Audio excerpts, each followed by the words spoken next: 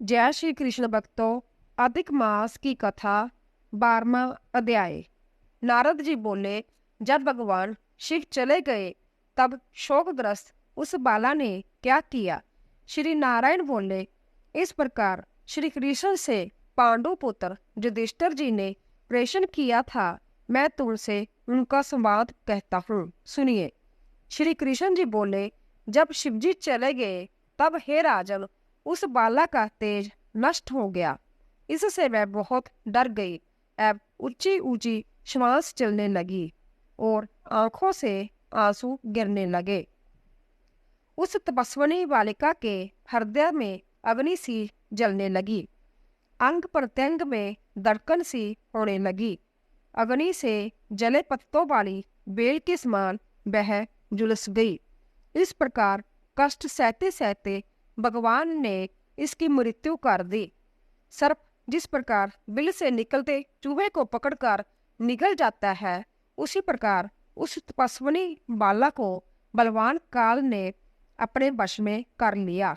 उसी समय धार्मिक राजा जगसैन द्रुप जग की बहुत सी सामग्री एकत्रित कर जग कर रहे थे। उन्हीं के जग करते हुए जग कुंड से वही बाला सोने की कांति वाली प्रकट हुई, जो कि हे राजन द्रौपदी नाम से विख्यात हुई।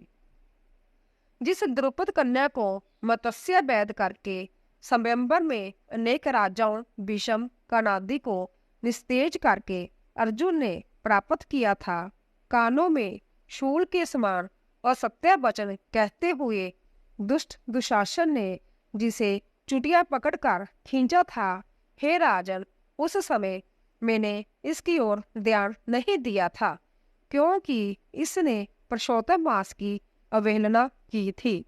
किंतु जब प्रेम से मुझे बार बार पुकारा, हे गोविंद, हे गोपीजन को आनंद देने वाले, हे दीनबंधु, दया के समुंदर, मैं इस दुष्ट दुशासन के हाथ में पड़ गई हूँ।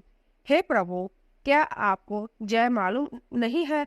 श्री कृष्ण बोले, इस प्रकार कष्ट में पड़कर द्रौपदी ने मेरी शरण ली। मैं चाहे उसे भूल चुका था, तब उसकी प्रार्थना सुनकर शीघ्र ही गरुड़ पर सवार होकर उस स्थान पर आया और उसे वस्त्रों से परिपूर्ण कर लज्जित होने से बचा लिया। इतना होने पर भी पुरुषोत्तम मास की प्रेरणा वश में उसकी तरफ से उदासन रहता था, क्योंकि पुरुषोत्तम मास के विरोध को मैं गिरा देता हूँ। इसीलिए अब आगामी पुरुषोत्तम मास की तुम सेवा करो। 14 वर्ष पूरा होने पर तुम्हारा कल्याण होगा।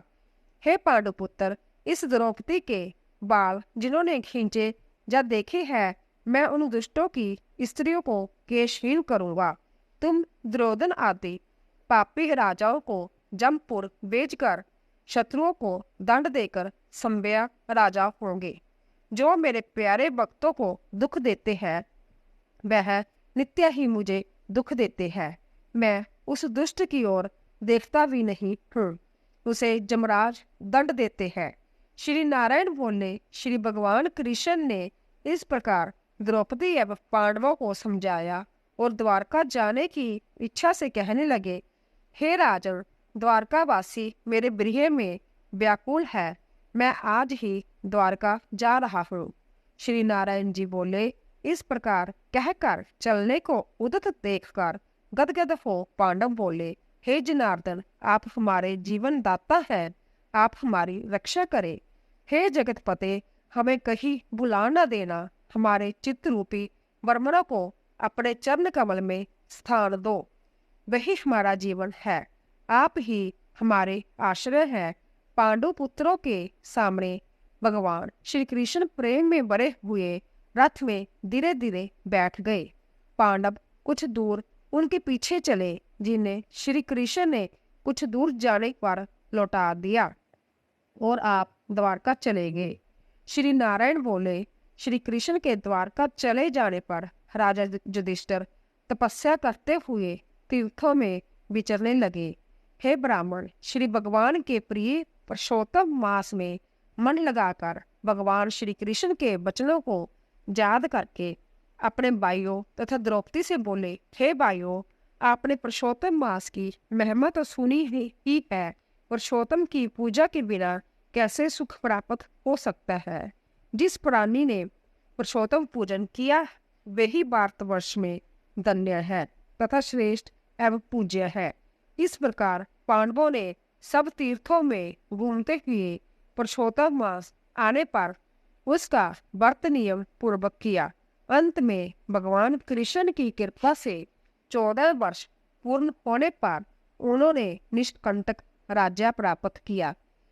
इससे प्रथम भी धृतदम्बा सूर्यवंशी राजा पुरुषोत्तम मास के व्रत के प्रभाव से बड़ी सुख समृद्धि पुत्र पुत्रादि का अपूर्व सुख तथा अनेकों भोग भोग कर बड़े बड़े जोगियों को दुर्लभ भगवान के लोक को प्राप्त हुआ।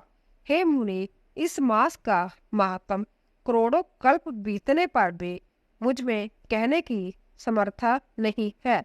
बोलो श्री कृष्ण भगवान की जय। 12वां अध्याय समाप्त।